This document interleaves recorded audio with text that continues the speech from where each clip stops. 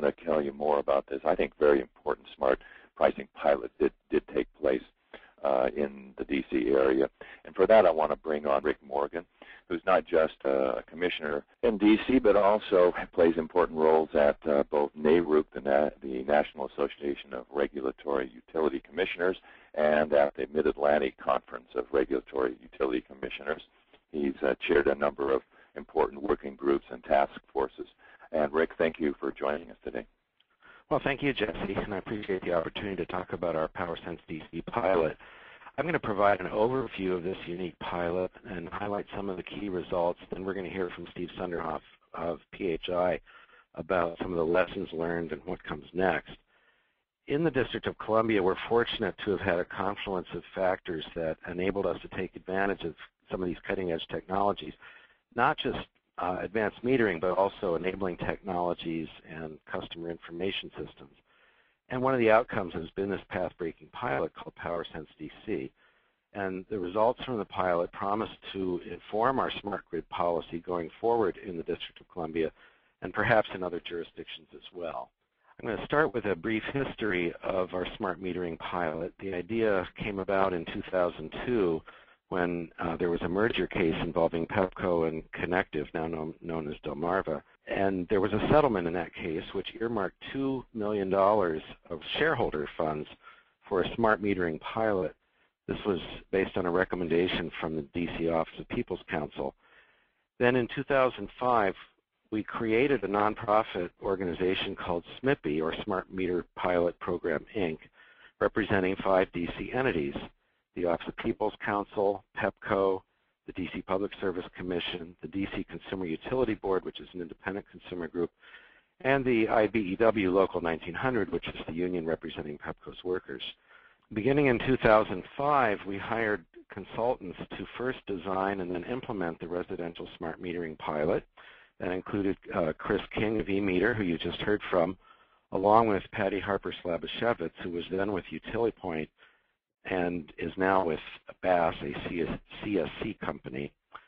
In 2007, the meters and the rate designs were approved by the Public Service Commission, at which point participant recruitment and implementation began. In July 2008, we began live billing of about 900 PowerSense DC participants on different types of dynamic pricing. And this continued over a period of about 16 months and encompassed 2 summers and 1 winter. Just last month, PowerSense DC completed its program evaluation and issued its final report. And in the meantime, Pepco has proposed district-wide deployment of advanced metering, dynamic pricing plan, and AMI-enabled direct load control. In January of 2010, the PSC approved Pepco's deployment of AMI, and now under consideration before the Commission is the dynamic pricing plan and the load control program, and you'll be hearing more about that from Steve. I'd like to highlight some of the unique features of the PowerSense DC pilot.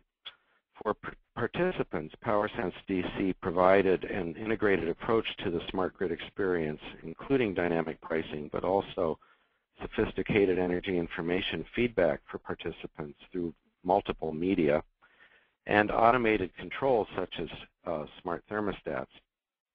And one thing that has really set PowerSense DC apart from most other pilots is the broad stakeholder involvement, not just in designing the program, but also overseeing it through its operation and evaluation. PowerSense DC featured side-by-side testing of 3 distinct dynamic pricing plans: critical peak rebate, critical peak pricing, and hourly pricing. And we had a strong emphasis on customer education, which we believe has been critical to the success of alternative pricing mechanisms. We also had a focus on the low-income population, which is a very important part of our city. And finally, the location of the pilot in the nation's capital really took advantage of national visibility. As for the results, customers really responded. All customer segments reduced peak loads in response to price signals, and nearly all customers saved money. The findings of the pilot are generally consistent with those of other smart metering pilots around the country and the world, and the results provide useful insights regarding the different customer segments, the different pricing methods, and the impacts of enabling technology. And at the bottom of the slide, you can see the website at the PSC where you can get a copy of the final report as well as the press release that went along with it last month. We've received overwhelmingly positive feedback from PowerSense DC participants and also national recognition. We received a prestigious award from the Association of Energy Service Professionals for the outstanding achievement in pricing and demand response. PEPCO received a grant of approximately $44 million from ARRA funding to help cover the cost of the meter installation. And then finally, as you can see from the quote below from Dr. George Arnold of NIST, PowerSense DC has received recognition from the feds for its path-breaking work. On the next slide, we'll look at some of the highlights of the results. Participants in all three price plans responded to price signals. The higher the price differentials, the greater the peak demand reductions we found. And you can see how critical peak pricing, critical peak rebate, and hourly pricing compare, with critical peak pricing receiving the most significant reduction in the summer, critical peak rebate second, and the reductions in winter were considerably less than during the summer because of our decided summer peak. On the next slide, you can see demand reduction by the different rate groups. All of them responded to the price signals, especially during summer peak events. The limited income customers who were on what we call the RAD rate, the residential aid discount rates, also responded at nearly the same level. And here you can see the R customers, who are the regular residential customers. AE means all electric, and RAD means low income. So that gives you an idea of how the different rate groups break out, and all of them had significant summer peak reductions, some more than others. On the next slide, you can see the effective smart thermostats, which were provided on request to customers who had central air conditioning. And the effect was, depending on which group you look at, roughly about double the impact. So having this enabling technology really dramatically increases the kind of results that we could get, simply because it enabled customers to set it and forget it, to automate their response. On the next slide, you can see that temperature was significant, that customers reduced peak demand more the higher the temperatures. And then finally, on the next slide, which I found the most exciting, is that participants really like dynamic pricing. They were asked if they would recommend PowerSense DC pricing to friends and family. By 9 to 1, they said yes. Which pricing plan do you prefer? They prefer PowerSense DC pricing over the previous pricing plan by 13 to 1. Similar results when they were asked if they were satisfied or dissatisfied with the program. So where do we go from here? PEPCO's AMI deployment is underway. We're looking at a number of issues that remain to be resolved: different dynamic pricing rate designs, the nature of customer education and engagement, integration of dynamic pricing with PEPCO's procurement for default service, since they're a wires-only company, and integration of dynamic pricing with wholesale electricity markets, which is particularly important within the PJM region.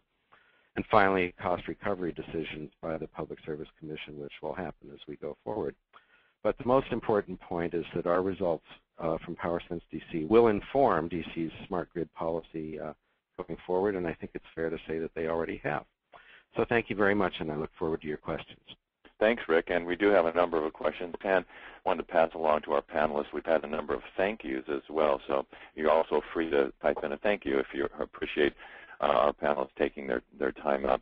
In the interest of time, I'm going to just pose one question here, but again, as a reminder, we'll be answering all of your questions in more detail and sending them back to you. We had several questions that are around both self-selection, or how the panel was selected, and how you communicated both for enrollment and through execution. Well, we did send out invitations by mail, and we got approximately a 10% response. Chris, correct me if I'm wrong. And we were not able to follow up by telephone, unfortunately, because since we were not the utility, we did not have the right to call customers under federal rules. So in that sense, customers certainly had the ability to opt out, but it was by invitation only through a random sample. We made sure that it was representative of the city, both geographically and in terms of different income levels.